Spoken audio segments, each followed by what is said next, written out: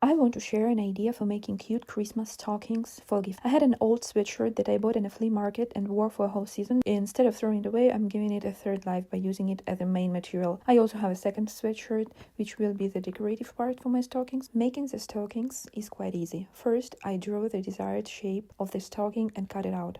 I also cut a lining from the second sweatshirt for the top part. I stitch the lining and the outer part together using quilting. I make the stitch spacing the width of a ruler for simplicity. Then I sew the two halves of the stocking together along the edge.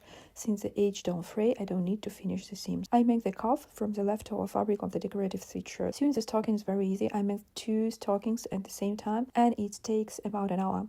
Now let's start decorating. This is the most fun part. We need a clear ball for an ornament. Some Christmas branches, decorations, and all the necessary decoration, including the ball, can be purchased at a craft store or ordered online. First, I make the bottom for the ball. I take a cardboard box and cut out a circle for the bottom that matches the size of the ball. Then I cut two circles from the leftover white sweatshirt, making them a bit larger with a 1.5 centimeter allowances to wrap around the bottom. The allowances are important. One will be glued to the ball to hold the bottom in place, and the other will be stitched to the stocking. Next, I can decorate the stocking with the branches. I attach them with hand stitches, a few stitches for each branch.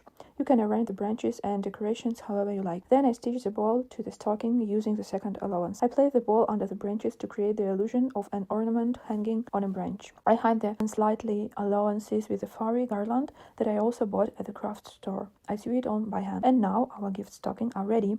I just need to attach a ribbon, which I make from the leftover decorative sweatshirt fabric. Save this idea for future and follow me. I share a lot of interesting ideas.